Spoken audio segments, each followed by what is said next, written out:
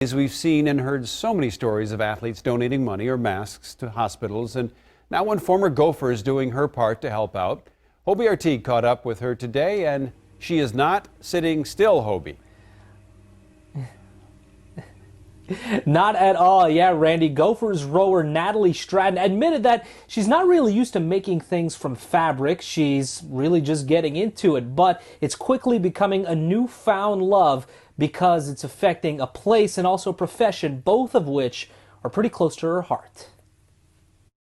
At a time when our world enters uncharted waters, leave it to a rower to jump right in to help. This was something that I could control, that I could feel like I was contributing. Natalie Stratton is a senior on the Gophers team. Her final season in the boat put on shore due to COVID-19. It makes it really hard, absolutely, because you lose some of that closure, some of that, having your last race. A purpose that shifted from rowing to sewing. I wouldn't call myself a crafty person, so this is kind of out of my comfort zone. Natalie deciding to do her part, helping to fill the medical mask need with her own needle and thread.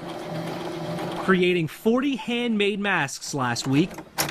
And then you have your plates. All to donate to the Children's Hospital near her hometown in Wisconsin, with the hope of making another 40 this week for the Masonic Children's Hospital. The reality is if I wasn't making masks, then I'd be at the hospital volunteering. So it's almost like a substitute for me. Like I want to contribute in some way. And so this is now the way that I can. My mom does a lot of sewing, so she made quilts growing up. Last week she had to, sit me down and be like, okay, so this is how you sew in a straight line. This is how you cut it. It's been a learning process while also learning the skills of the medical field at the U of M.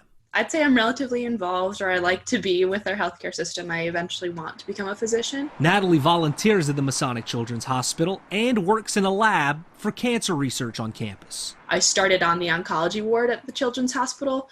I was like, I'm working with these kids who have this cancer. It'd be really cool to actually research this cancer. Her sewing a small gesture, trying to make a big impact for the people in the shoes she wants to occupy one day. If I don't do oncology, then I would love to specialize in neurology. I had a lot of health problems as a kid, and I love my neurologist. She was definitely one of the initial people to bring my interest to the field, because she obviously had such a big impact on me, and I want to be able to also give that to kids. And Natalie is still studying right now, but in the meantime, she's making these masks. And I asked her, well, how long does it take you to make one? And she said the first go, it took her almost an hour, but now she's really expedited that process. It's only taking about 20 to 25 minutes from start to finish. And you ought to see how intricate these things are. There's even a little pocket if physicians want to put an extra filter through the fabric. It's pretty crazy, Randy. Well, that is really nice to see. Thank you, Hobie.